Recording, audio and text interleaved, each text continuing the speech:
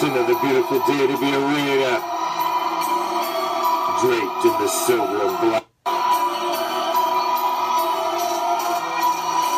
I represent the Sheild. I represent the swords. It's that time of night again, Raider Nation. And you come back. Why? Because it's time. It's time to bring them.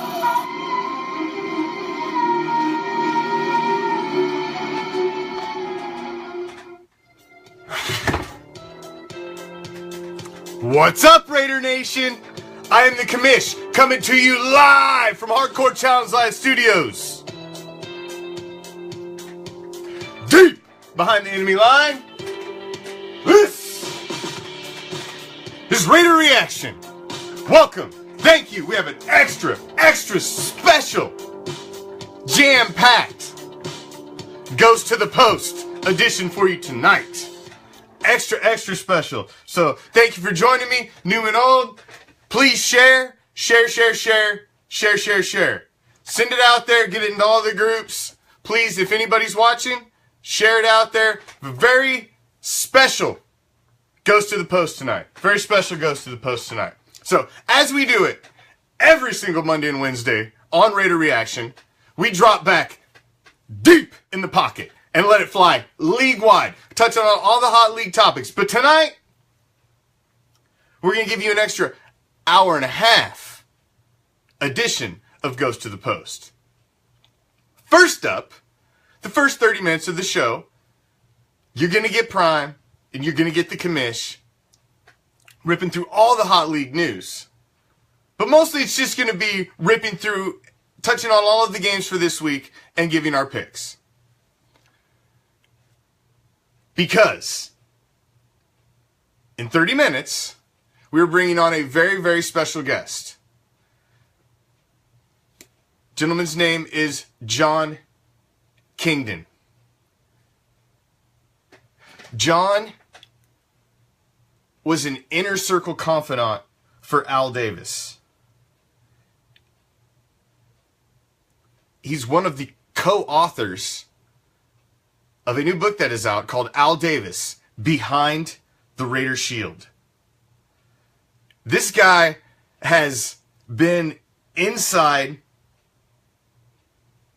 the inner circles of the inside the brain next to Al Davis. So I'm excited to talk to the guy. So I hope you guys are excited to talk to him too. I'll just... But before we get to that, now, not only is John, it's going to be an interactive interview. John is going to take questions. He's going to be commenting in the comments. He's going to have a full interactive interview with everybody here. He's not just talking to the Commish. He's here to talk to Raider Nation. So this is going to be good. This is going to be good. But before we get to that, sorry, I keep getting sidetracked. Spinning. You have no idea the last hectic hour we have had getting prepared for this show. It's been insane. But before we get to our extra special guest, we got the Raider Reaction resident sports guru. Because it's Wednesday night and it goes to the post. So Prime, who has been a ring announcer for professional MMA and boxing, PA announcer for professional soccer, as well as play-by-play basketball and college football, as well as the ring and current vice president of the Hardcore Challenge, the pinnacle of fantasy football competition. We have back to the show, the man with the plan, Prime. What's up? What's up, Raider Nation? What up, Commish? What's up, football fans all across the country? That's right. It's Prime and the Commish on a Wednesday night, doing it how we do it, dropping league-wide, covering all the games We're cutting short tonight because of that special guest. I think that is absolutely awesome that Raider Reaction is going to have, someone who has been side by side with one of the greatest owners of NFL history. Yeah. What up, Sonny? Absolutely. I am Don't call me stoked. T-Will. I am stoked to talk to this man. I am stoked to talk to this man. So Yeah, I think it's absolutely awesome. I think it really is. So, all right. Well, let's jump into the games, Prime, because we got a divisional game, NFC East tomorrow. Yeah, it's actually not the most horrible game to be on a Thursday night in a long time with the Green Bay Packers and the Chicago Bears.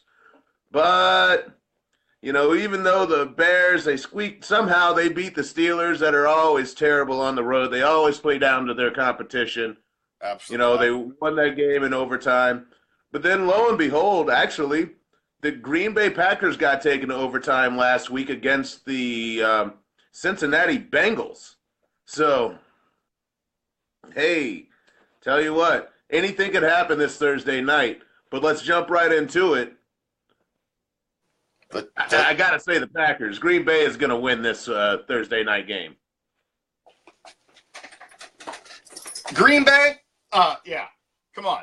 Napoleon Dynamite and his sidekick, the kick. No way. No way. Who do they really got? They got lucky and they did pull out a win, but it's not going to happen again. No way. Yeah. No. Aaron Rodgers is going And that's one thing. Shred the Bears on freaking. They're going to shred the Bears. It might actually be close, man, because when you look at division games, I've said it before, within the division, teams are pretty much put together to win that division. So they're built to face one another. Now, I don't think Chicago's beat Green Bay in a long, long time. And it's not going to happen tomorrow, but it might be close. No, I don't even think it's going to be close. I think Aaron Rodgers comes out there and freaking rips shreds and holes in the chests of most of the Bears. I don't think it's going to be a good game. You think it's going to be close? Aaron Rodgers came out. He did nothing for 3 quarters last Sunday. Did nothing for 3 quarters. Fourth quarter comes alive. But Aaron Rodgers, that doesn't mean he's a bum all of a sudden. Aaron Rodgers is going to go out in prime time, and he's going to shred the Bears. Yeah. They're all going to be. It's a bounce back. They're all going to be mad for playing on Thursday. Well, yeah. So this is true. Everybody hates playing on Thursday. Yeah. All right. We got 20 minutes to go through all of these games to get to our interview. Are you ready? I am ready. All right. Go. Ready? New Orleans at the Dolphins. Not At the Dolphins. Because it's in London. So they're getting screwed out of a home game. It should be at Miami, but it's in London. It's the second London game of the year. So make sure, fancy football-wise, you got your roster set. You don't get screwed by that 9:30 game Eastern time. Yeah, super early. It can happen. I went out in fantasy and picked up the Saints defense just for this game because I think Cutler is going to stink it up. Well, see, Cutler came out and stunk it up against the Jets last week, division game. And everybody on that Miami squad, man, they look lethargic. They look like they were not wanting to even be there, and they should never have let the Jets win. Never have let the Jets win. That's what I'm saying. So I think Miami kind of shows up for this game, but it won't be enough. It won't be enough. I agree. I don't think so either. I picked the Saints. That's why I went out and grabbed their defense, man. I think Cutler's gonna have a Cutler game. I think he got a Cutler game coming. Oh, there's an open guy and not the right jersey. Here you go. He's got a Cutler game coming. I completely see that in his near future. So, are you going Saints? Because I gotta go Saints, man. I'm going Saints. I gotta go Saints. All right, so we're in agreement so far. Green Bay, New Orleans. Now, You got 2-1 Buffalo coming off the surprising dominating win against the Donkeys, going to Atlanta, who's 3-0. So you've got 2-1 Buffalo at 3-0 Atlanta. I don't think Atlanta's 4-0. Atlanta's going 4-0. Yes. Yeah, I'm sorry. I don't care. So they beat the Broncos, at home. Anytime a West Coast team travels east, you get trouble. It's harder than it should be for that West Coast team. All right? Anytime they go east, their body clocks are off. I don't know. So anyway, Buffalo's going to go down to Hotlanta, and Hotlanta's going to, oh, man, the Dirty Birds are going to take the win. I completely agree. I'm taking Atlanta. It looks like the consensus in the audience is Atlanta too. So we're gonna, hey, we're so far. Oh, now want to throw a plug in? Please share the show tonight, guys, at the 7:30 Pacific time, 10:30 Eastern time mark. We have a special guest coming on, John Kingdon, one of the authors of the new book, Behind the Raider Shield. Al Davis, Behind the Raider Shield. It's available on BehindTheShield.net and Amazon. Go check it out. I believe you can get, I think you can get a signed copy as well. But we'll get that info from John. We're going to have him on, and we're going to go. He's committed to an hour exclusive interview. So he's going to take. We'll take questions. He's going to be commenting in the comments. And, man, the guy was a confidant for decades of Al Davis. So, I mean, the guy's got more Raider knowledge probably in this finger than most of us have in our entire brain. So, body. So, that's going to be interesting. So, please share it up. Let's get it out there. I think all of Raider Nation will enjoy it. So, try and get it into all the groups if you guys can. So we've got about 15 more minutes or so, then we'll get into that. All right, let's keep rolling prime. We've got Pittsburgh at Baltimore. Both 2-1, divisional. Now, it's divisional. They're both 2-1. Pittsburgh they had no business losing at Chicago last week. So I think they're going to come out with a fury. Le'Veon Bell's going to run wild. Antonio Brown's going to do a dance. The end zone celebrations are great. I'm so glad they're back. Anyway, but, yeah, Pittsburgh, they won't lose back-to-back. They will come out with a victory. And I think that what you saw last week was a clear indication of what the Ravens really are. They got handled by Jacksonville. Handled. Yeah. I think that was a real indication of what the Ravens are. If they let Blake Bortles come out and have a 140 quarterback rating, then Ben Roethlisberger is going to go out there and just have a field day. Guaranteed. Yeah. I agree. I agree 100%. We're in sync here so far. Scary. It's craziness. Mm-hmm. The Battle of Ohio. Cincinnati goes to Cleveland. They're both 0-3, so somebody's going to win. Cincinnati didn't even score a touchdown until last week. A.J. Green got into the end zone, and he was just like, oh, thank goodness we scored a touchdown. And I think they're going to keep it rolling. Andy Dalton, A.J. Green, Nixon, Giovanni Bernard or whatever his name is. Yeah, all those guys. They're gonna come out and win. Bengals win. I disagree. I'm going Browns. I'm gonna go Browns on this. What? I'm going. The Browns actually just got handled by Indianapolis.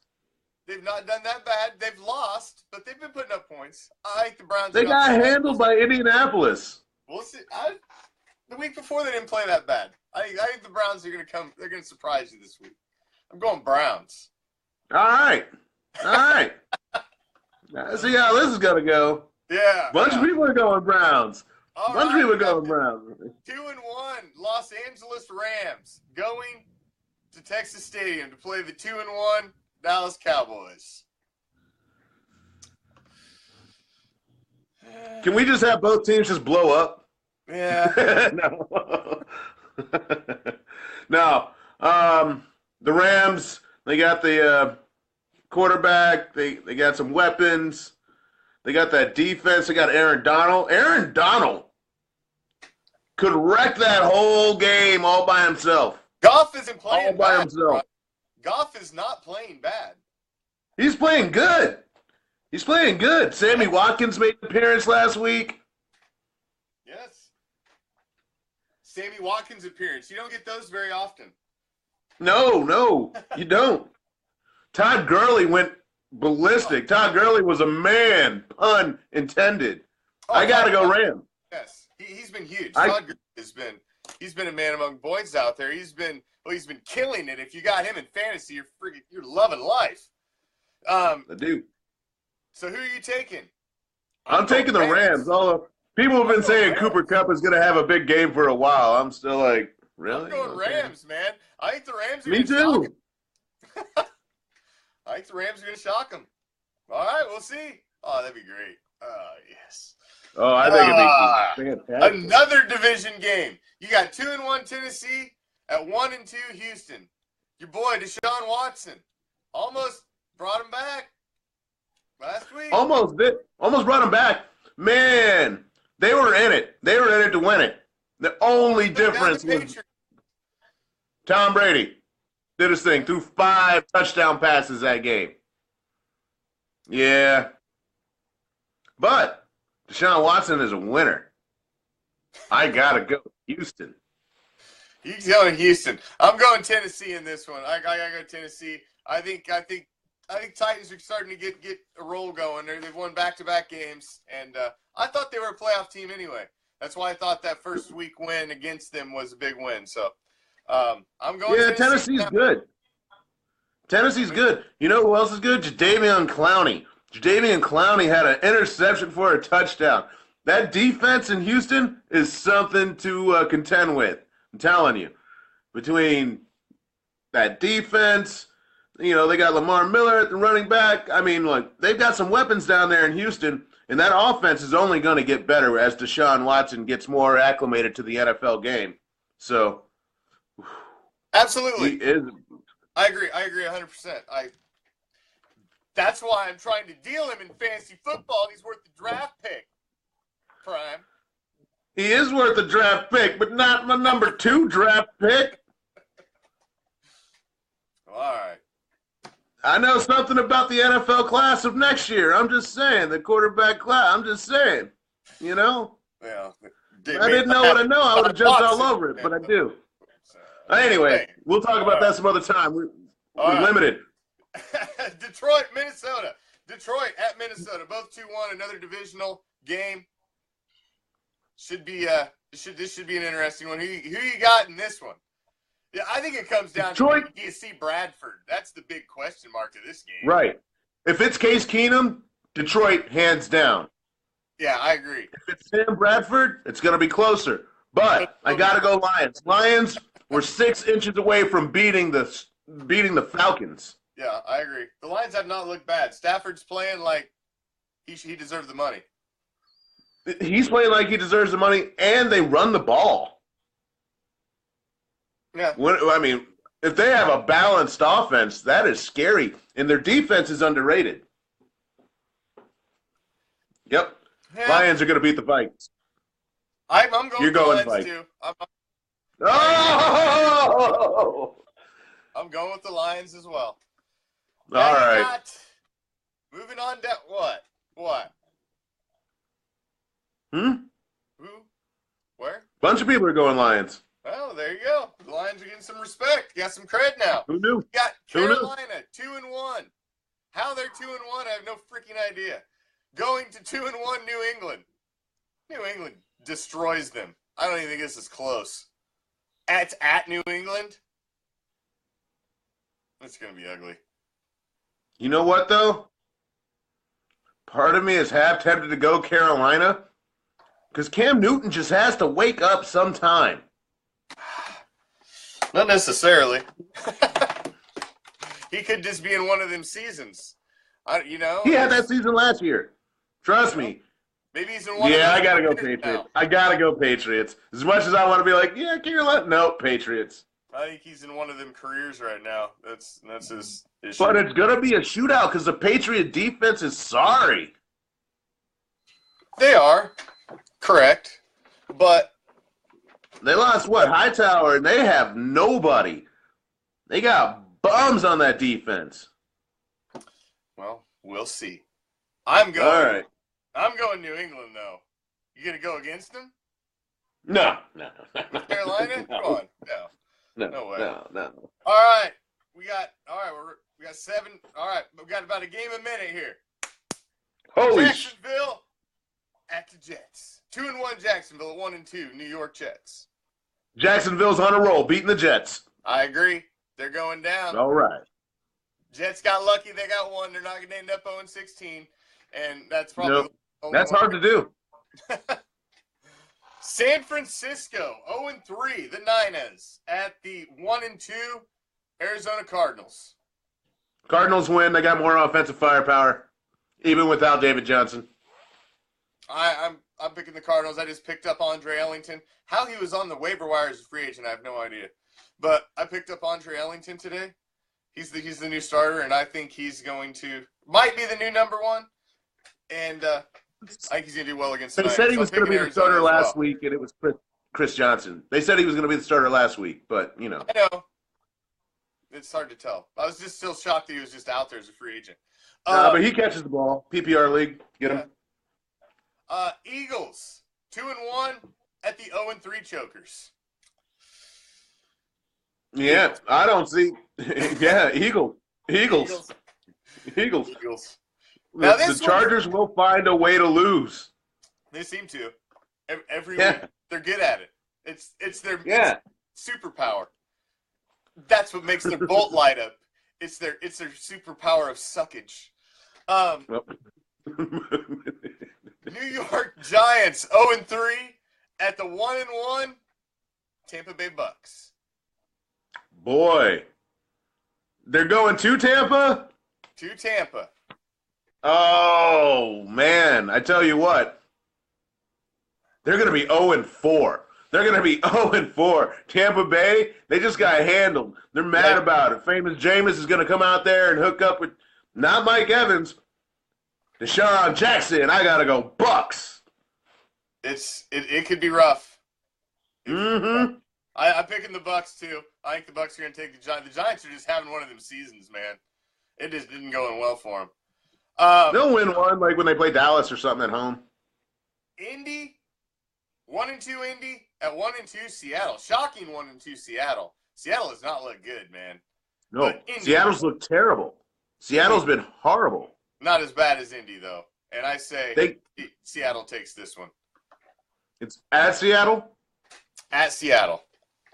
12th man wins it. That's it. 12th, that whole 12th man, they got flags. 12. Yeah. So. Get at it. But I'm picking them to win. Now, the next two games, to me, are the biggest games of the week. To me, personally. You've got Washington at Kansas City. 2-1 Washington. Coming off the win against the Raiders. We look like garbage. They whooped us up pretty bad. It is hard travel from west to east. But it's not all the way. It's only a halfway travel. Washington to KC. I hope Washington wins, but I don't know if they will. No, I think Kansas City, they're gonna win that one.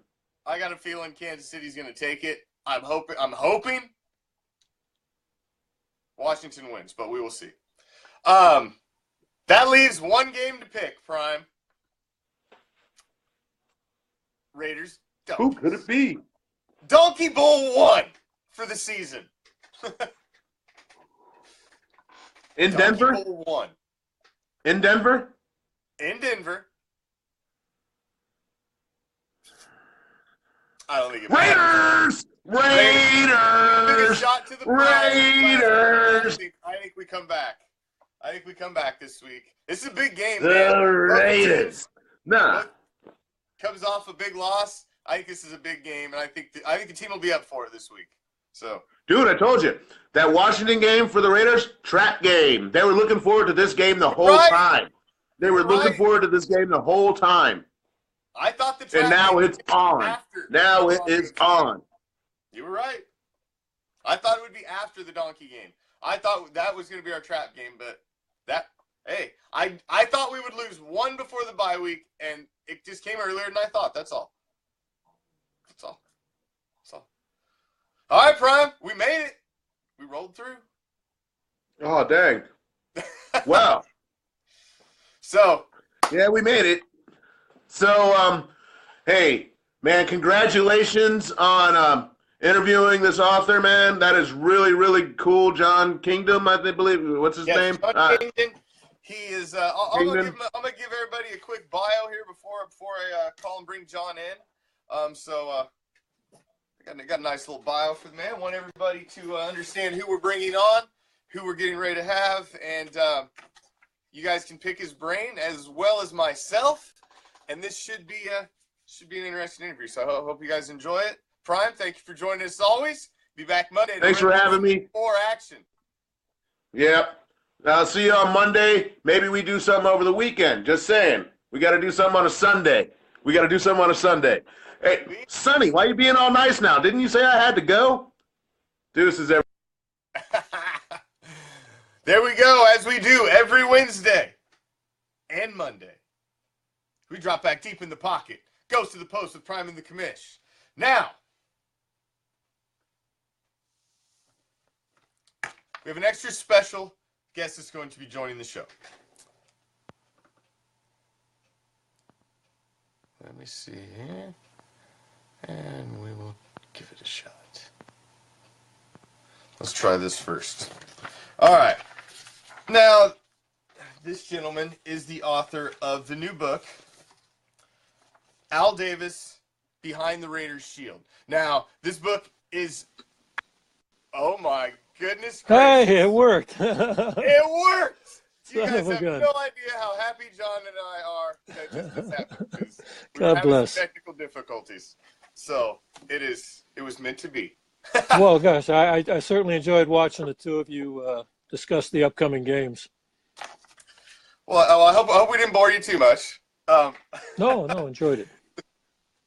So let me introduce our guest to the Raider Nation in attendance. This is Mr. John Kingdon.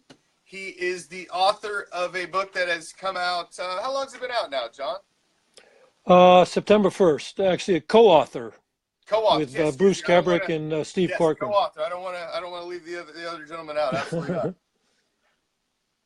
He co-authored it with Bruce Kebrick. Did I pronounce that correct? Yes, you Bruce did. Kebrick and Steve Corcoran. Corcoran. Dang it. See, I knew I was going to pronounce something. You got me right. That's what's important. I got you right. So there we go.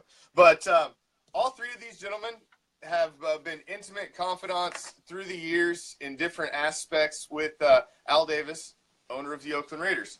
John, would you like to just give us a little intro background about how you started in the Raiders organization and kind of how you begin? So just so everybody kind of knows where we start. Sure. Okay. Well, I ended up getting a master's in sports management, University of Massachusetts, and need an internship. And somebody had just gotten fired, and they got my resume, and a couple of people made calls, and I got in as at the bottom, picking up players and doing things like that. And then I spent a year as Tom Flory's administrative assistant, and then I kind of just made it back over to player personnel and stayed there from like 81 right through 2011, and worked primarily college, did a little bit of pro, but got to be very, very close with Mr. Davis. And if I refer to him as Al, it's honestly I always called him Mr. Davis right up to the end. Did everybody that was close to him call him Mr. Davis? Because that's kind of the impression that I got. Yeah, pretty much. The coaches like to refer to him as Coach. I think he always liked people calling him that as well. But some people call him Al. It's fine. And he was fine. I could have called him Al, and probably once or twice I did, and it didn't faze him. So you were Tom Flory's administrative assistant. Were you his administrative assistant through the when they were in the Super Bowl years, or was it before? That was right. That was right before the Super Bowl. That was 79. 79. So, Okay, yeah. I was reading through your bio here. Let's see if anybody's got any questions out there. Guys, feel free. Basically, it's just going to be John and I. Sure. Staging stories, and if you guys have any questions or anything you want to ask, we would like this to be as interactive as possible. So please share. Please share. I do want to give a big thank you to Raider Ed, Oakland Raiders football, Raider Nation Worldwide, and Oakland Raiders football videos for helping get this set up and get everything set up, and having John here today. They were a big help and integral in it as well. So I do want to give back shout out to those guys. And if you guys have any questions. Well, Steve Spoltor asked about the stadium. I just saw that come up on the screen. Yeah. You know what Al thought about it. I know Al loved Las Vegas. David Hum lives there. Remember the backup to Kenny? David Hum played at Nebraska, fabulous guy. And Al would call him up and say, David, I'm coming to town. Meet me at the airport. And Dave would drive him around and such. I know he loved, I know that he loved Vegas. Now, Al left stadiums. He left Oakland when they said, well, you can't have what you want. So he went down to L.A., and he was going to go to Inglewood. And then they said, no, you can't have what you want. And he went back to Oakland. And so, he might have jumped at this as well. I mean, it's, I think it's not the best situation. Las Vegas, very transient population, and to turn your back on the city is mixed emotion. But boy, they put up a heck of a deal there with $750 million right up front. That's quite the offer. It is quite the offer. I'm always kind of curious too as to what you would think of. Al would think of going to Vegas. I think he would honestly probably be for it. And then they're finally getting the new stadium. And I've always talked. It's always been ironic that everyone in the league fought Al against his ability to move and get a new stadium. And the irony to me was that everybody benefited from it except Al. They all got new stadiums. Artie Modell was very much opposed to it.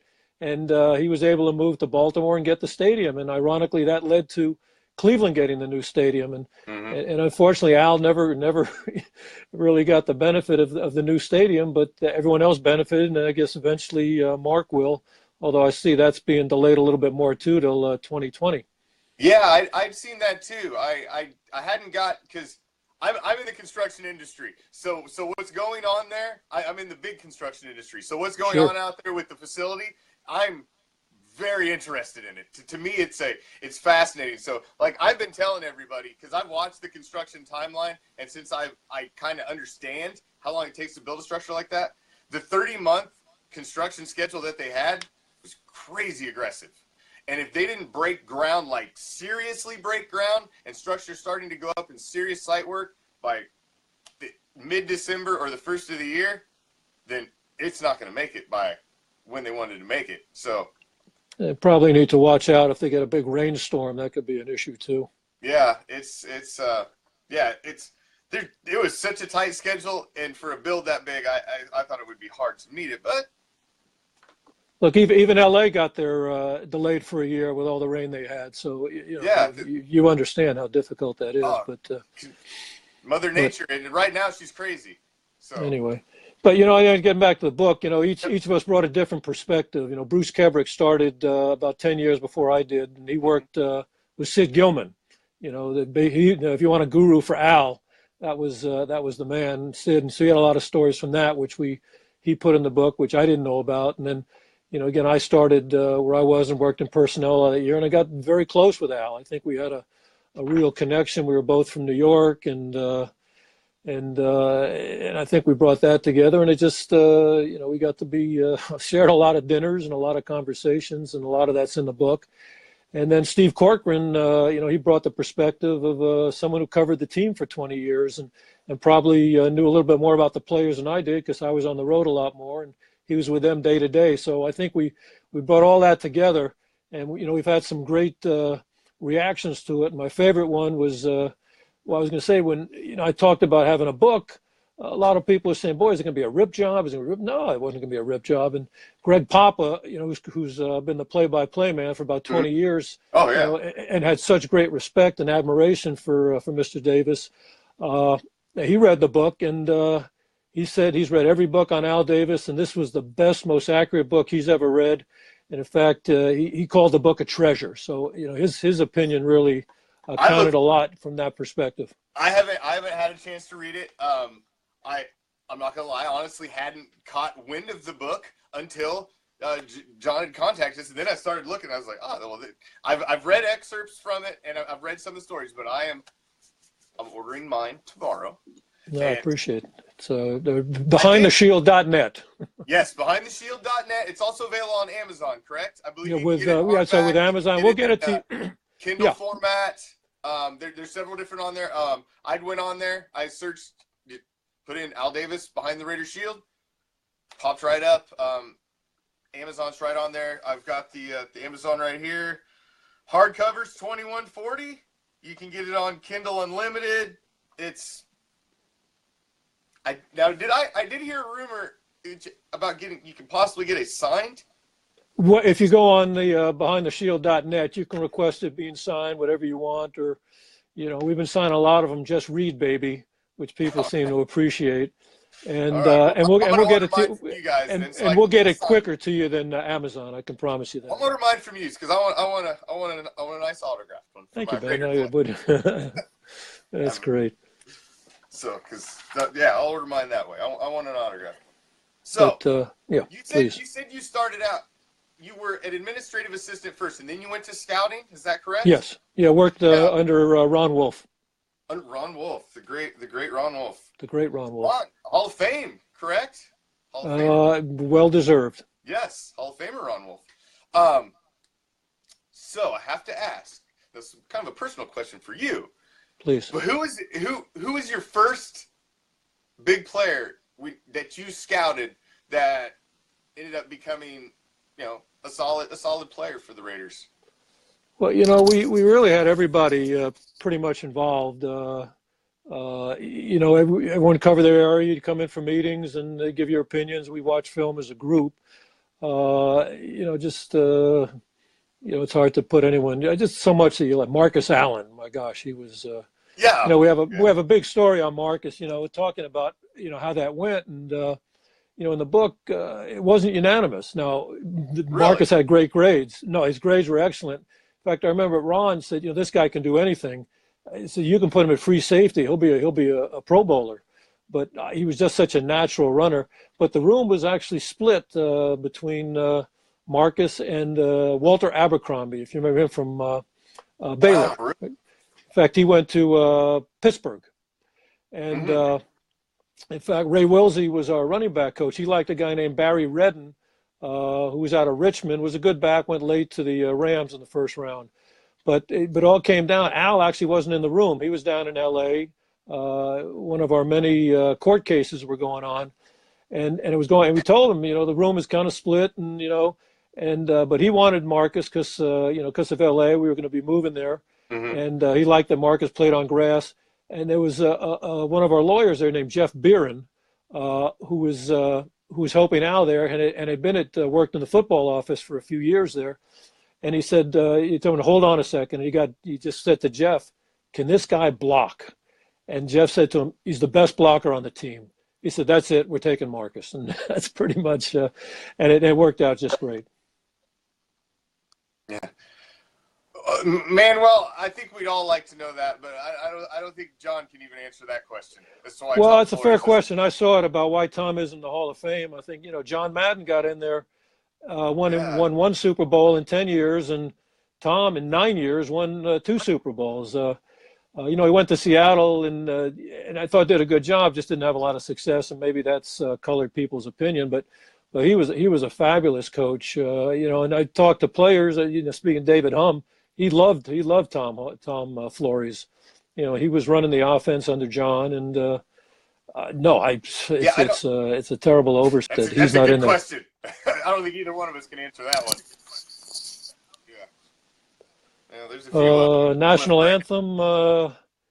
someone's asking about the national. Cliff Branch would Oh, be great. Steve Wisniewski, my gosh, I don't know how he gets overlooked because what a magnificent, one of my truly favorite people, both oh yeah, he's on the field and off the field. He was great, and he was coaching for a while, and then just wasn't enjoying what was going on, so he moved on as well. Someone asked about the anthem thing. Al was a very patriotic man. He served in the military during Korea, although he was coaching football during the time at Fort Belvoir. But by the same token, he was very, very respectful of the players' opinions, and they give them room to speak their piece. There was a really good article in I think the Sunday paper out here where Clem Daniels talked about Al's opinion how to do these things.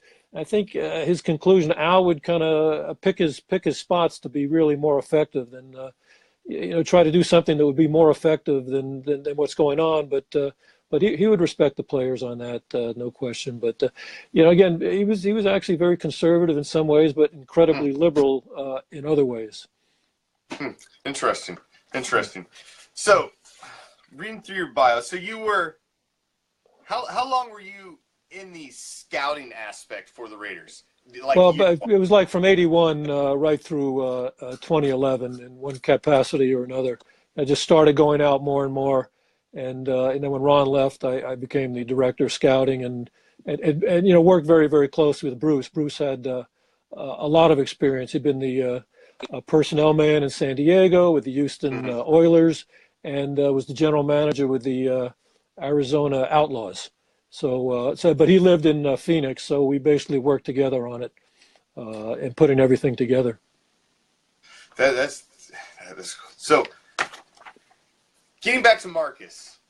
Marcus is one of my favorite players, and I thought that's interesting that the room was split on Marcus. I find that is they're very interesting. Do you guys touch on that a little more in depth in the book? Is there any yeah, we do, touch absolutely. on between the relationship between Marcus and Al, because the rumors were always so much that there was, what that really was behind closed doors.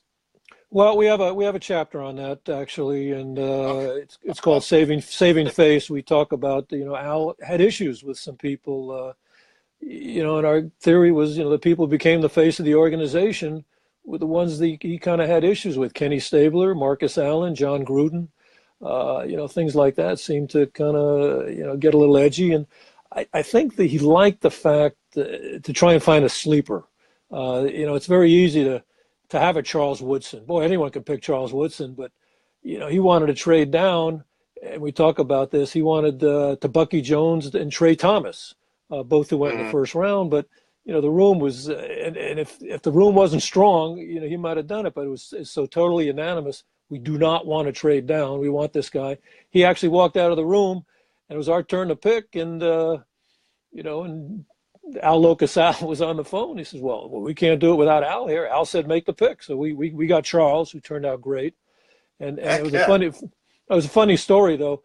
He his first mini camp as a rookie, he went up against a guy named James Jett, who was about as fast as a guy. He was an Olympic sprinter. Yeah. 4.3. So he's going up against Jett. He's never seen any speed like this. And he's just kind of back. And Jett beats him by 15 yards. And Al is, we blew it. Oh, my God, I can't believe it. And then Charles obviously, learned, what he's dealing with and obviously became, certainly a future Hall of Famer. Just so it was little things like that. And Al obviously saw how great he was. Maria, the book. Hello? Is Al Davis, Behind the Raiders Shield. It is available on BehindTheShield.net. It is also available on Amazon.com. You can get it on a hard copy. If you order it from BehindTheShield.net, you can even request an autographed copy. So go get your copy. I can't wait to read this thing. I love behind the scenes Raiders stuff that you could. Well, and obviously, guys that know this, John. Well, basically, the way we put the book together, the first 3 chapters are personal stories about Al. Little funny things like, we're at the Super Bowl in 1983, And things were different. Al was actually sitting in the press box, I think next to a man named Sam Berkovich, a very close friend of his. And a guy named Mike Ornstein was taking care of Al's whatever he needed. And then with about 3 minutes to go, Mike Ornstein comes up to me and says, like, I got to go to the locker room. Could you just, in case Al needs anything? So I went over there. You know, we're up 38-9. And Al goes, okay, this is really important. I need you to do this for me. I'm thinking we're up 38-9 with 3 minutes. How important could it be? But, you know, what is it? Yeah. He says, I want you to go to the locker room, make sure I've got a hairbrush. So, okay, you know, he's going in front of millions of people. I can live with that. You know, he's entitled. So I'm about to leave. And he says, no, get back. I said, yeah. And he says, this is what's going to happen. I'm going to walk in the locker room. You're going to say, would you like a hairbrush? I'm going to say, do I need one? And you'll say, well, if you like. I said, all right, I got it. I mean, now it's a little, but okay, I got it. Okay, I'll run down the locker room. Bobby Romansky, who's now in charge of the equipment room, his dad was in charge at that point, but he's running around getting everything set. He's not going to stop for anything. I said, Bobby, I need a hairbrush for Al. Boom, pulls one right out. So I'm standing there holding this hairbrush, working on my lines. You know, would you like a hairbrush? Do I need one? If you like. Okay, I got it. He walks in the locker room, and I'll clean it up a tad for you. He looks at me and says, Kingdon, where's my freaking hairbrush? So he's off script. So I go, if you like, and I hand him the brush, and that was that. So that's he was very very about his very concerned about his appearance, and so that was kind of funny. Not a lot of people knew that one. No, that is funny, and you can tell he was always sharply dressed. I mean, he's always the jumpsuit, the glasses. Well, he dressed in his own way, and yeah. But now you didn't, he loved his cologne. I mean, he sprayed it over his clothes, over his body. It was pretty strong. You could, there was one time, we didn't put this in the book. It was pretty funny that, he's out of town, and, when he's in the office, everyone's working, whether he's there or not, but there's always a little bit of edge to it. But everyone knew he was out of town. And then again, Mike Ornstein was there. He went into Al's room and got the cologne and sprayed it all over himself. And you could smell this stuff, all the way down. And he's walking down the hall, and everyone's going, I thought he was out of town. And it was all Mike Ornstein. That was his big joke. It was pretty funny. That's hilarious. Yeah. I can see that. That honestly doesn't surprise me to hear that. That doesn't surprise me to hear that. John, just any other great stuff? I mean, man, you got so many great stuff. I don't even know what to ask. Well, again, the book was personal stuff about it. I had a John Matuzak story in there that's it's kind of crazy. It was kind of free. It was it's in the book. It's sort of geared around free agency with John. But when I first got hired, John was going to a booster club meeting, and you wanted someone to attend, just anybody. So they had me drive up to Berkeley to meet with John. Now I was still driving my Toyota Corolla, little stick shift car, and John says, "All right, follow me." Well, I was new to LA, and he's driving this 8-cylinder, powerful thing. He's going like 90 miles an hour, and my car is about to rattle away.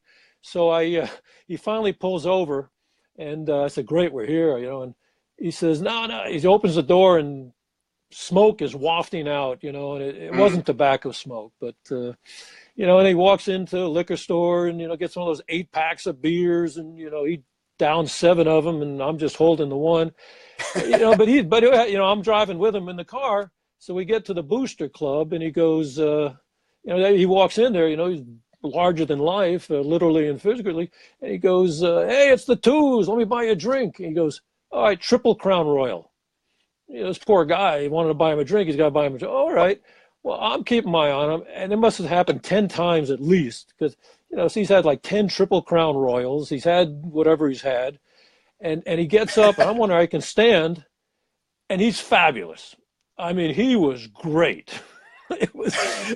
So now, and who knows, he was just great. The crowd loved him. So now, I got to get back in the car with this guy. And I said, look, I'll drive, John. No, I can drive. No, let me, it'd be my pleasure. No, he insists on driving and I'm stuck because I don't even know where my car is. I don't even know what town it's in. And we get there. And so of course, what do we do? Hey, let's go in and have a drink at this bar. So, Okay, you sure? Anyway, so we walk in there. It's the twos. Let me buy you a drink. What is he? Of course, another Triple Crown Royal. So now he comes up and so we're sitting there, we're talking, and then a young lady comes up, is talking with him, and next thing you know, he kind of walks through this back door, and I don't know, there's a back room. So after a few minutes, I look in the back room, and it's a field, and I look out the parking lot, and his car's gone. So I said, well, I guess it's time for me to go, and I'm scared. I turn on the news when I get home. I'm scared there's going to be an accident, John Matuzak. Oh, God. But he was fine. Anyway, I went out to practice the next day, and and he was there, said hello, and hey, had a great time last night. It's like nothing happened. I mean, he could It's like handle that was just anything. normal. That's like a Tuesday. That's just what I It's do every great. night. Okay, Joe Dilly's asking me how I think Mark's doing running the team. Now, I'm not there. What little I've heard is he's letting his football people, run what they're supposed to do. So I think I tip my hat to, if he's letting them do their jobs, then more power to him. Yeah, I mean that's why you put those people in position. Yeah, of course, yeah. You gotta let them do that. Only anybody can be successful is the people that are underneath them as their team. Well, I also think maybe the most valuable person that came to the Raiders, not came to the Raiders, but affiliated, is a guy named Ray Farmer, who was the general manager in Cleveland, who chose Johnny Manziel in the first round instead of Derek Carr. So I think they ought to thank that guy. Every week, send him a dozen roses. And I mean, Derek Carr, and he's still there. He can't still have a job, does he? Manziel, no, I think somebody was talking about sending him up to Canada or something. Yeah. Oh, Manziel, I know doesn't have a job. He doesn't. But again, I'm not there with. But everything I read about Derek Carr, I mean, my gosh, it's he's the total package, and it's one of those things. They just have one of those games, and if I was there, I'd say, if you're going to lose a game, lose it in a non-conference game on the road. Not that they're choosing to lose that one, but you just you put it behind you. It's sort of like we had a player, Malcolm Barnwell, was a receiver out of Virginia Union. It's sort of we got the story in the book about how much Al loved these players, and Malcolm, was a decent player. He started in the Super Bowl, but not a great player, but complimentary to Cliff. So we trade him to the Redskins for a second-round pick. I think it's unbelievable. And again, this is in the book. I said, boy, I got a second-round pick. And then we were up in Oxnard at the time. And so after practice, I went over to talk about practice with Mr. Davis, and he said, God, Malcolm Barnwell, I can't believe he's not here anymore. Oh, he started the Super Bowl. And he gets choked up.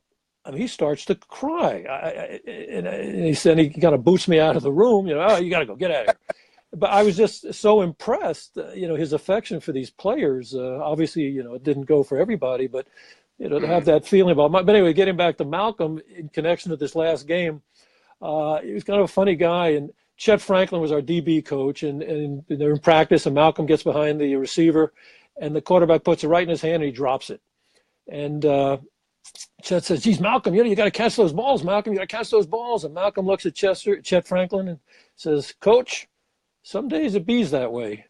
And, in this game last Sunday, some days it bees that way. And just, you put it, and I'm sure that's, they're putting it behind them. You can't, it's one thing there's one thing about football, you have a great game, you can celebrate it for a day, and boom, the next day comes up. Next game you're practicing for. And the same thing with a loss, you put it right behind you, and it's one loss, and you learn from it. And, and again, Derek Carr, and, I think has the character and personality to pull these players out of this. I agree. Derek I think he's the perfect quarterback for where we're at right now. He's a clean-cut kid. He's just, he's good in the community. He's a good Christian guy. He's just as clean. You can't find any dirt on this. He's the perfect guy to help lead us out of the dark ages there that we had for a few years. So it says all the right things. I mean, it's just fabulous. I'm just very, very impressed. Again, I'm not there. I mean, you don't get the local papers. Some guy had a flat tire on the side of the road in the middle of nowhere. Who pulls over? Yeah, who pulls over to help him? Derek Carr. So, I'm sorry I didn't have the opportunity to get to know him, but at least from where I'm at, gosh, you just you get a guy like that, and they were going to sign him. There was, oh, he's not, he was going to get the contract. There was no question about that. So you were there when Howie came in. Then obviously you were Yeah. there when Howie came in as a rookie. What's your got any good Howie stories for when young Howie Long was coming in as a rookie? Howie, he comes off so well now, so polished and professional. He was a street kid when he came in, and he'll talk about it. Right out of was it Boston? I think, or yeah, I think it was Boston. He went to Villanova and such. Here's a Howie Long. He was just was just a tough guy. Was having fun, and Earl Leggett was his coach. It was just one of the great coaches, and he presented Howie to the Hall of Fame. But here's a story that's not in the book that was pretty good. Again, Charlie Sumner was our defensive coordinator, and great defensive coordinator. And I think you've seen the story where, he put Jack Squirick in for Matt Millen, makes the interception before the half. But anyway, so we're playing the Niners the next year, and Howie's on the punt return team. So it's the end of the first half, and their punter, I think, was Jim Miller. And he punts it, and he's just running down the field, and, and Howie clocks him. I mean, just sends him flying. And, but that was Howie. He was just out of control in that sense. So now they're walking off into the tunnel. Both teams walk off the tunnel in the same, at the halftime. Well, so Charlie's walking with John Otten, who I've mentioned. John works in computers. He tapes ankles. He does everything. Great guy. So he's walking, and then Sam Weish comes running up to Charlie and says, regarding Howie, he says, "You guys are nothing but cheap shot MFs, cheap shot SOBs," going on and on. And Charlie looks at, again, Charlie, a tough guy, played in the league, says to Johnny Otten, Johnny, did he just call me a cheap shot so-and-so? He says, "Yeah, Charlie, I think he did." And he went, bam, right in the jaw. Sam I think he was wearing his Super Bowl ring too. And I think in the end, Charlie felt bad about it. Anyway, just real quick on that Squirick play, I think, I also read somewhere where it was Johnny Otten who actually charted plays for Charlie right there. And the story came out, and Johnny never brought it up. I think Tom Walsh brought it up. That Johnny actually mentioned to Charlie about that swing play earlier in the season. We played Washington, and they ran that play for like 60 some odd yards. So it was probably a combination of Johnny Otten and Charlie. Obviously Charlie gets gets credit or blame if it doesn't work. Yeah, that's kind of the way it works out. Now I've been taking notes as these comments come by because I've seen some of you, so I'm gonna catch on some of these. Sure, yeah, it's hard for me to say real quick. Todd Sperber just put in a positive. Todd was one of our trainers a while ago. I think he went to Nebraska for a while too. But anyway, Todd Sperber was a great guy. He was George Anderson's nephew. And he said nice things about the book too. So I just happened to see his name. Oh yeah. I'm sorry. Go ahead. Well, anyway. You bet. No problem. Two guys that I saw brought up in that rolled by in the comments, which are both I think might be interesting to touch on. First one, Bo Jackson. Now that had to be an interesting discussion when you were thought about bringing him in, and then the fact he was going to end up being a multi-sport guy that wouldn't be able to start the season with the Raiders, beat the Royals instead. So there had to be some interesting conversations go on. Well, basically Al really handled that one entirely. If you really look back in the history, when he was drafted the last year by Tampa Bay, it was the Culver houses. They really messed with him, and somehow they ruined his eligibility to play, I think, more college. And he was really upset. And he just said, "The heck with you guys," and he was just playing baseball. So the next year, the draft comes up, and everyone says, "Oh, he's going to play baseball." And I think it was the 7th round, the 6th or whatever round it was. Now, said, "Well, we'll just take him." So we took him, and Al, had great ability to communicate with the players, and he just told Bo, he says, "Look, whenever you're ready, we're more than happy. We're not going to pressure you." Obviously, he gave him a great contract. And, he finishes baseball, and, he said, "Look, take as much time as you want, and then come in and he was unbelievable. Maybe the most exciting player I ever saw coming out was Rocket Ishmael. I'm saying real quick, Rocket Ishmael, because I went to the SC game when Notre Dame came in, and every time he was back, 90,000 people would stand up. Well, Bo was just that way. And he set, I think he's the only person with 2 runs over 90 yards. And I think what made him so great was he made everyone else great around him, in the sense of when Jay Schrader was the quarterback, he wasn't, he had his issues. But when you had Bo Jackson in there on 3rd and 8 on any other running back, the linebackers can drop back deep and, cut off your passing lanes. Well, you got Bo Jackson. If you're not close to the line, he's going to get you 8 yards. So, so they would play close to the line. He opened up a lot of areas for his receivers. And he was the one that, gave Jay Schrader some success, what success he did find with us.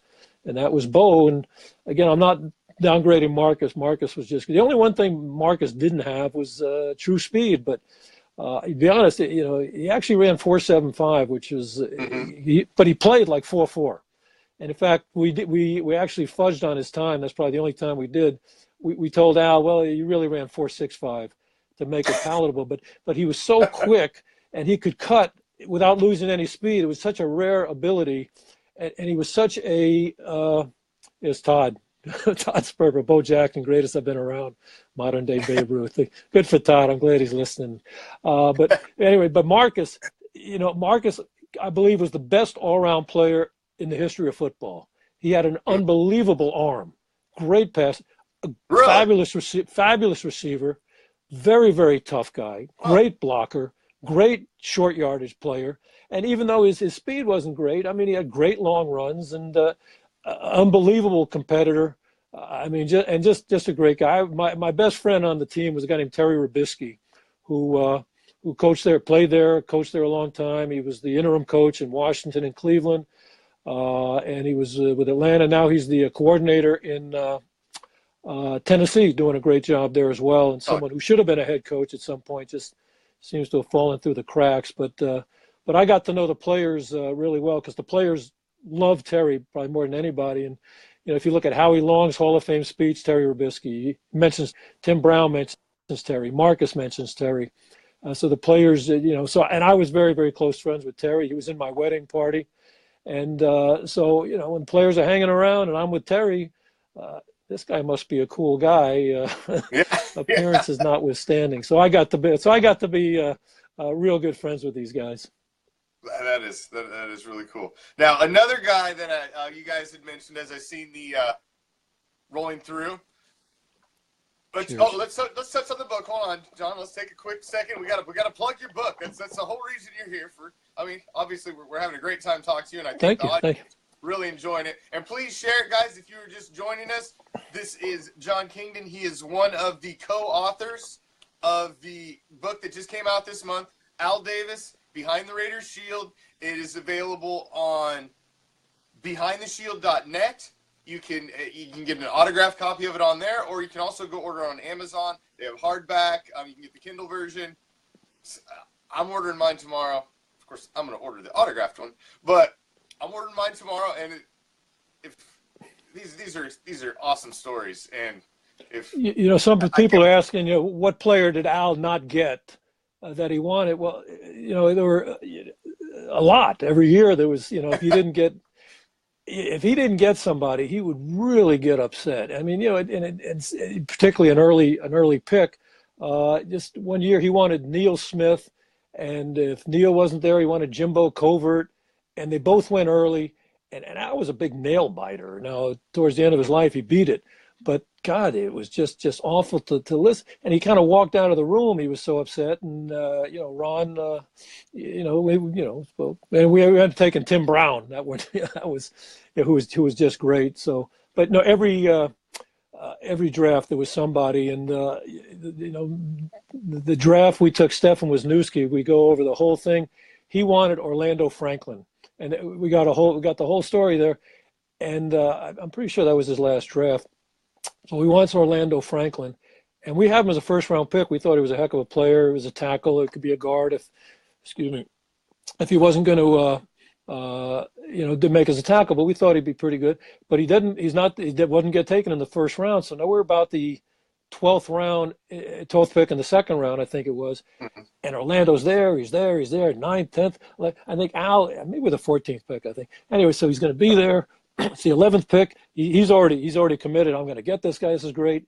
And Denver takes him 2 picks ahead of us. And it's just it's just me and a couple of the scouts in the room. People kind of get out of there pretty quick. And our backup, which we were very fine with, was Stefan Wisniewski, who played very well for us as it was. Oh yeah. But he is sitting there, and he's steaming. And we had an O-line coach, Bob Wiley, who was a very, very good coach. I think he's in Cleveland now. But he'd just been hired a few months early, and he wasn't quite aware of how things went. And he walks in the room, and again, this is in the book. And first of all, Al never liked really to be touched, but he walks in the room and he pats Al on the back and says, "Great pick, coach." And Al turns around slowly, and he looks at him and says, "Get the F out of this room." I mean, I could see Bob coming. I'm trying to, don't go. And he stayed out of the room. So, someone's asking, who didn't he get? Every year it was somebody that he wanted. And, I guess, it was always a little edgy to recommend, he'd say to you sometimes, should I trade up to get this guy? And it happened to be, it was Langston Walker, and some people liked him. I had him as a round later. He was going to take him, and I said, no, you don't have to trade up for him. So I'm thinking, all right, and suddenly the pick is getting closer and closer, and I'm thinking, oh boy, if he gets taken, he's gonna. But Langston was there, and that didn't. That was fine, and he would, but he wants somebody. He'd ignore you. Sam Williams. I had him in the 7th round, and he traded a second the next year to take him in the 3rd, and I was right and he was wrong. I got an interesting one for you. Please. That I'm curious about, because this had to be nobody takes a kicker in the first round. Mm-hmm. Janikowski was taken first. That had to be, what was this? There had to be a story behind that. Sort of. Well, actually, Ray Guy, of course, went in the first round. Yeah. Russell Erxleben was a major bust, went to New Orleans in the first round. And there was a guy, Steve Franklin, was also was a terrible disappointment. So, it all actually goes back to Jeff Jager, who was a great kicker for us. And then this guy, Cole Ford, he got hurt. We brought in a guy named Cole Ford. And Cole, had a decent year, but, he was, not Jeff Jager. So Al, the next year, everyone wants Jager, but he went the cheap route and signed, cut Jeff, and got Cole Ford, who turned out to be really bad when suddenly it was his job.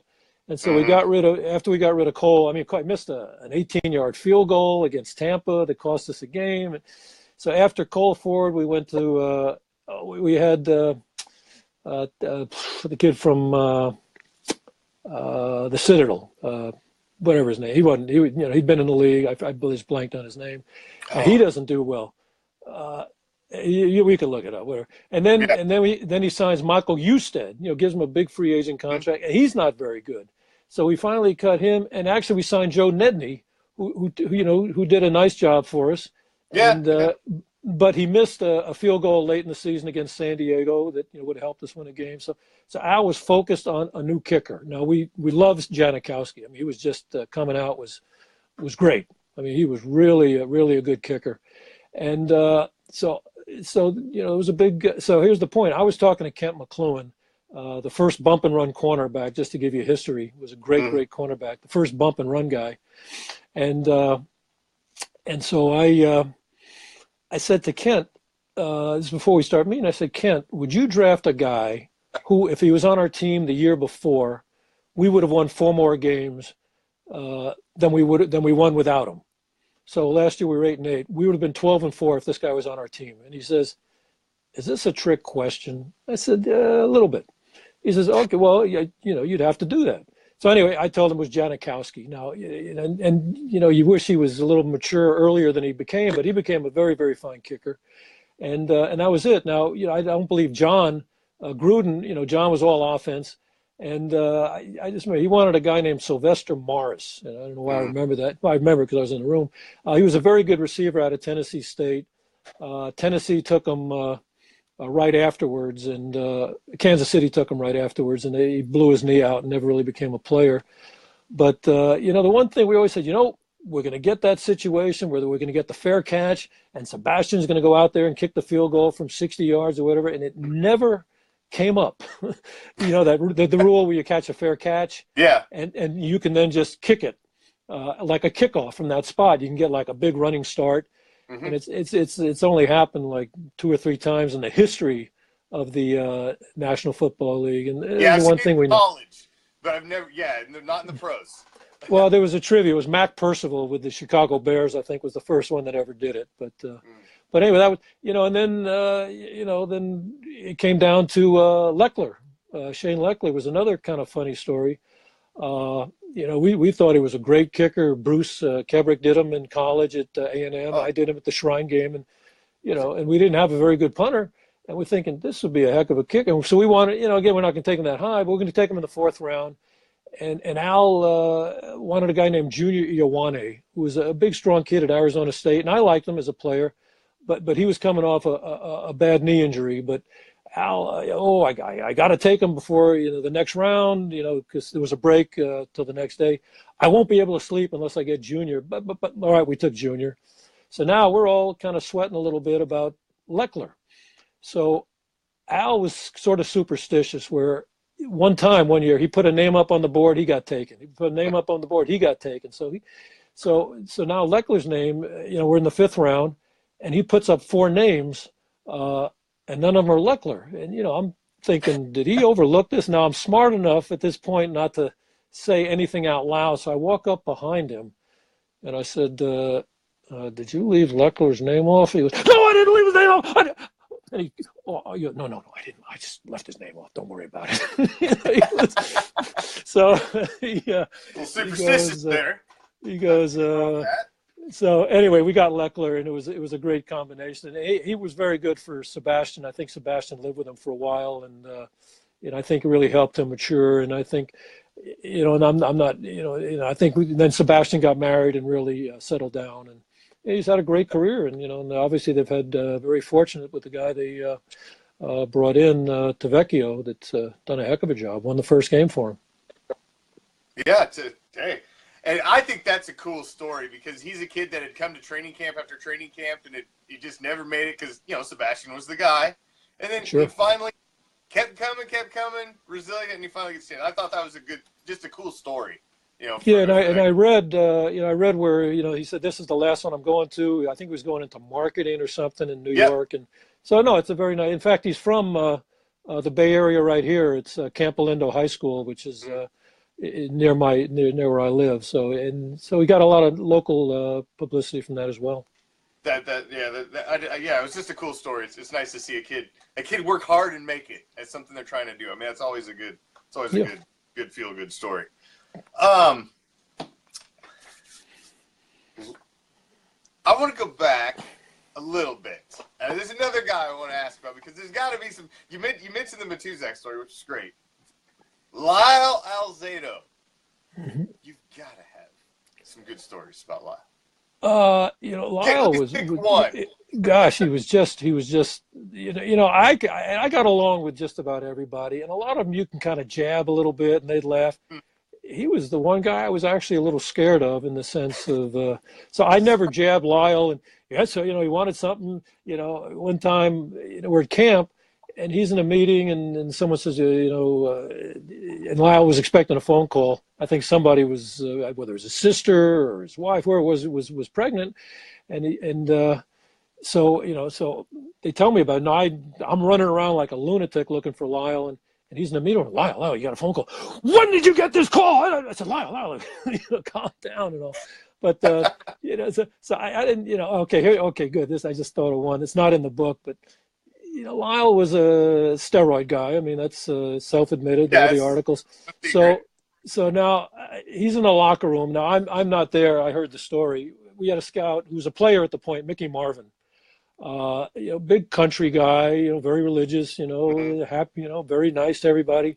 So Lyle happens to be there, just stepped out of the shower, and he's got this big bump on his butt. Well, it's a calcium deposit, from he was a shooter. He shot himself up with these steroids, and everybody sort of knew it. And Mickey goes, Lyle, what's that on your butt? Just don't worry about it. No, but Lyle, I'm concerned about you. What is that? And finally, someone told Mickey, don't worry about it.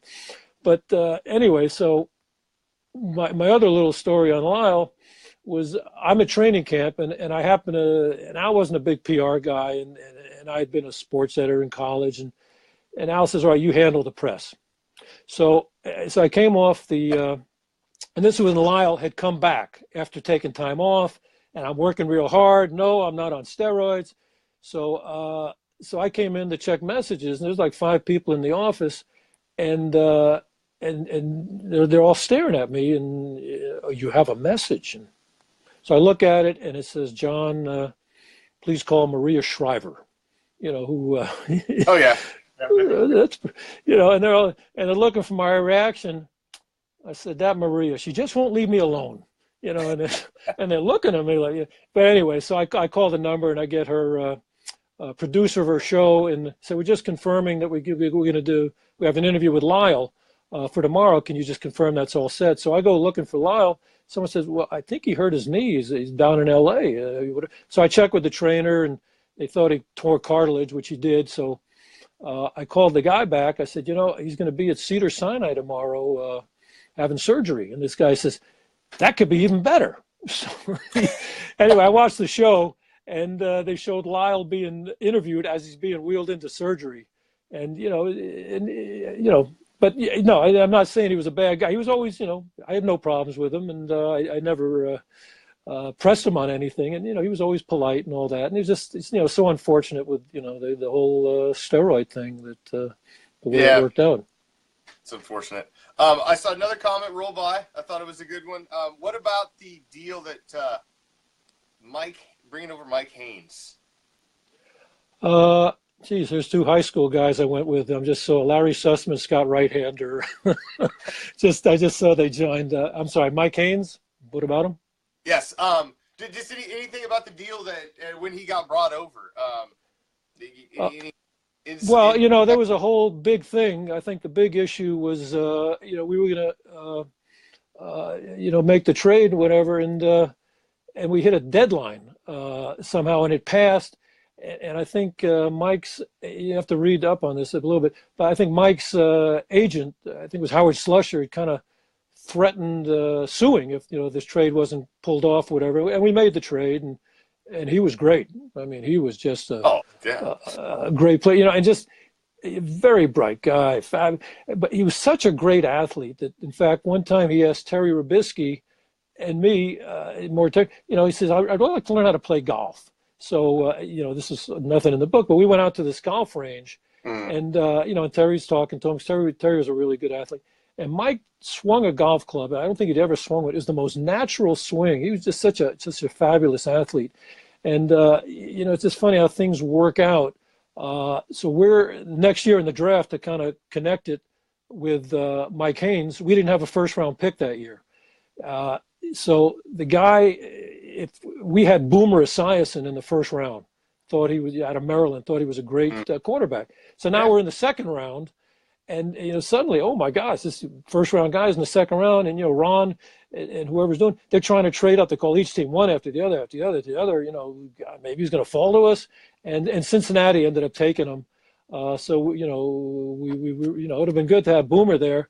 But the pick turned out really well. We ended up getting Sean Jones, who was a very, very fine defensive end for out of Northeastern University, and I became good friends with him as well. In fact, he even worked in our personnel department for a while. So there's your that's your Mike Haynes, Boomer Esiason, and Sean Jones. I brought them all together. I seen it roll by. Okay, someone wants to know best golfer. Between who was the best golfer between any Raider player against Al Davis. I don't know if Al ever played. Someone told me he was a good pool player, but Yeah, I don't the remember kickers hearing were. stories about Al Golf, and he wasn't. No, he was a good pool player though, and I'm sure he was a pretty good poker player, though I never heard of him playing poker. But the kickers were always very good. Ray Guy and Chris Barr, I used to play with them sometimes at camp, and then Jeff Gossett and Jeff Jager, they were good kickers as well. And Jeff Gossett, I always had a war. Jeff actually lived with me for one season because he didn't want to bring his kids. They were in school, and he and my future brother-in-law introduced me to my bride-to-be, my wife-to-be, Karen. So, Wow. So my favorite player, Jeff Gossett. But gosh, there was some Napoleon Kaufman was just a great. And I mean, I just go down the list. There was just so many. Yeah, absolutely. Well, is there anything that you out of the book that you would like to throw out there as a teaser for the audience? I know we've jumped on some stories that aren't in the book. As well, okay. Well, look, we got 2 chapters on John Gruden. I mean, we could have had 3 or 4, but so the stories. I mean, Gruden was just unbelievable, and and the Tuck game. I still can't watch it. I get nauseous every time I see it. And if you got the book there, we got that picture of Tom Brady with the ball holding his hand. But the story that's in the book that a lot of people don't know about is, the whole league sided with us, and we got that Jeff Beeren was a lawyer with the Raiders at the time, and I'm still good friends with him.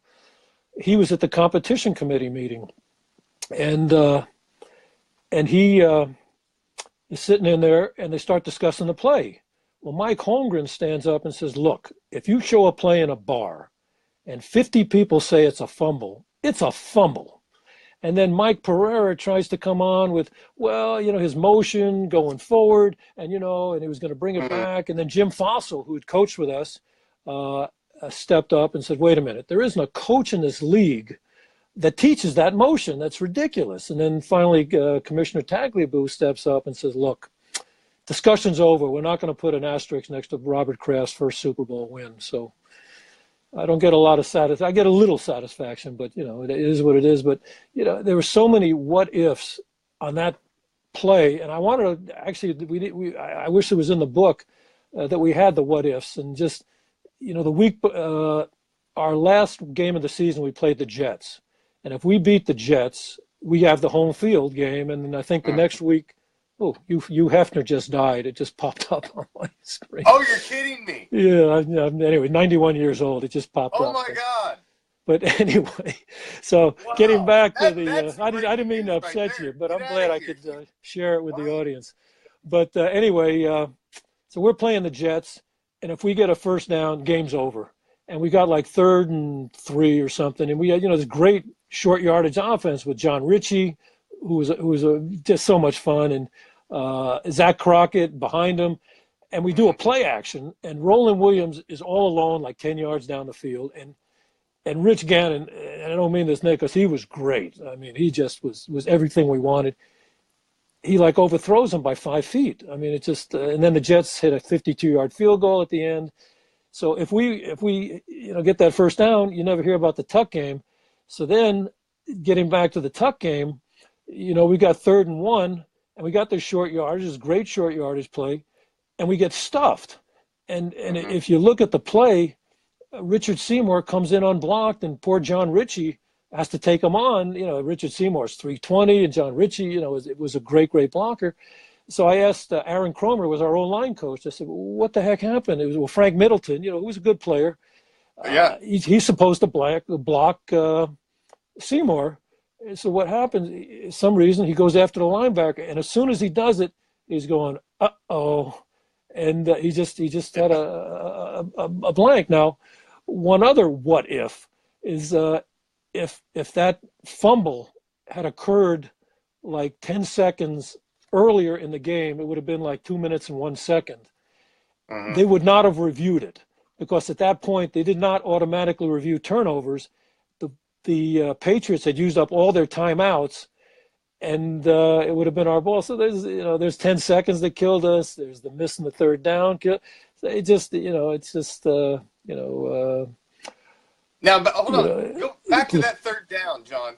Was that Yeah. the third down late in the game, and then it was close to midfield, correct? And it was Yeah. fourth and short, and decided It was not to third go and for short. Yeah, yeah. And, it was in the snow, and and I never really discussed it with John, but I've never heard him talk about it. But you're in the snow. They're gonna have to go all this way in bad Yeah, that's conditions, funny. maybe. You're the first person that I've talked to that brings that play up, and I bring that play up all the time. Is Oh, that I think if we went for it on fourth with Zach Crockett, he gets it with 1 yard every time, and it wouldn't have happened twice in a row.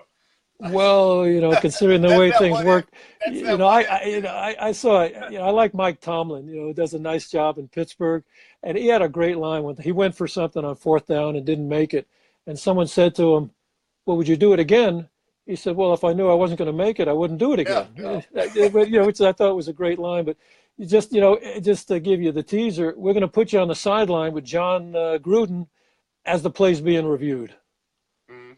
So I thought that'll Ooh, that's a good teaser. That's and we're going to put you on the plane with Al going back. Now, I wasn't on the plane going back. I was going to the Florida USA All-Star game, so I stayed at an airport in Boston and went down there. And then Al calls me up, and we put this in the book, but the other stuff I'll let you read it. And he calls me, and Will McDonough, not Will McDonough, excuse me, Terry McDonough. It was Will McDonough's son, and his brother's the announcer. And he came up to me after the game, during practice. He said, I was always he was from Boston. I was a big Patriot fan. And I've always never thought I'd forgive the Raiders because of the Sugar Bear Hamilton play. If anyone remembers back in 1976 in the playoffs, Sugar Bear it's fourth down.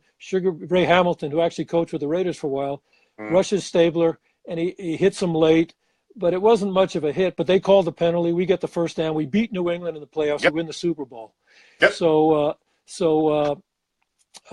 Terry says, I thought I'd never have any sympathy for the Raiders, but you guys got screwed. So anyway, Al calls me later that day, and I start talking about the game. He said, the heck, what's going on with the All-Star game? What are people saying? And I told him what Terry McDonough said. So he said, so everyone thinks we got effed? And I said, well, that seems to be the consensus. And, all right, I'll see you. And it just, I don't know if he ever got on. Look, I never got over that one either. And, and I think, to you be guys honest, were I close think, to me, and I haven't gotten over it. So I don't know how you could have got over it. well, and I really believe what would have happened is we were going to go to Pittsburgh, and we wouldn't have lost to the Steelers because they had Cordell Stewart at quarterback. No. They weren't going to beat us, and we would have gone to the Super Bowl. And I think there's no way that Al would have not signed John Gruden. I mean, he takes you to the Super Bowl, but I think all those things came together, and I think that maybe of all the decisions Al made, I really think that not keeping John has to be up there. If it's not the worst, it's certainly in the top two. Yeah, it's not wanting to bring a downer. no, but it's that one just. I mean, those are great. They're moments in Raider history. Not necessarily great moments, but they are moments. And the Gruden lore, stuff man. is just great. The Larry Brown story and the Jeff George stories, and I know my buddy Scott Righthand has the book. He loved it too. And in fact, Scott, I don't know if he could put out there. He had again, I went to high school with him. He's out here, a lawyer in San Francisco, and I brought him. So he was coming to a game, and took him by the office before he went. And we got a picture of him sitting at Al's desk. So I think he's put it on Facebook too. So that was funny. Awesome. Well, John, I appreciate all the time you've spent with us. You have given us a wealth of knowledge. I can't even begin to thank you. It has been a blast and an honor to talk to you. Guys, please go out and pick up the book. Bruce Kebrick, John Kingdon, and Steve Corcoran. Right on. Got them all right. You got them all. 3 for 3. Al Davis, Behind the Raiders Shield. It's available on behindtheshield.net. You can request an autographed copy on there, or you can go on Amazon.com. They got the Kindle copy available. You can get a hard copy. Go out there. And I'm going to put it out there. I would love to have John come back on again. This guy's got so much knowledge, even beyond what probably is in this book. I'd love to have him come back on again, John. Gosh, this has been so much fun. I could, I can talk for hours and all, but I'd probably run out. But I'm just so glad we made connection, because the audience, we must have spent an hour and a half trying to you guys make have this connection. No idea. the troubles we went through to make sure that we could get John on the screen. That was great. We've never used this format before, and it was until this. You have no idea. Until the second I sent it to John, I had no idea he was coming on the screen. I was queued up for an audio interview. Bruce might have some issues with the technology, and but Steve Corcoran would certainly can bring another perspective too as well. And but I'm more than happy to come on. This has been so much fun. I sure appreciate it. Yeah, we're going to try to get as well. I would love John to come back on. I would love to get some more stories out of him. But we're also going to. I've talked to Steve, who is one of the other authors of the book, and we're going to reach out to Bruce as well and trying to get both of them on. Steve has already said he will come on as well. So we should be able to have Steve on here in the near future. Their book's fresh. It's out. So I would like to I'd like to assist them and getting it out there to the Raider Nation. That was great. John, that was great. I appreciate it, and I will be in touch. I would like to get you back on again, but thank you. Oh, that was so much fun. Maybe we'll write another book further behind the Raider Shield at some point. Great. Well, thank you so much. I truly enjoyed it. Thank you, John. I really appreciate the time. And Raider Nation, I hope you guys enjoyed the show. I hope you enjoyed that. Was that not an awesome end to your Wednesday night? I've already talked to Steve. Steve was the one I was talking to that got me set up with John. So we are going to have Steve on, and each one of these guys is a different kind of confidant for Al. So and has different perspectives and different stories. Was that not cool? Was that not cool, guys? I mean, come on. I feel like a gushing fan. But thank you, John. That was the insight and the knowledge you brought of great stories and moments in Raider lore. I really appreciate it. I'm ordering the book tomorrow. You guys should as well. I'm going to share this show everywhere. Please help share it everywhere, because just to watch this show, even if you weren't here live, this was a good show. This was a good show, and I think Raider fans will enjoy it. So please help me get it out there. And appreciate you all for joining me. As always, I always appreciate any second you guys spend with me on Raider Reaction. Without you guys, I'm obviously just a dude sitting here talking to a screen. But thank you for joining me.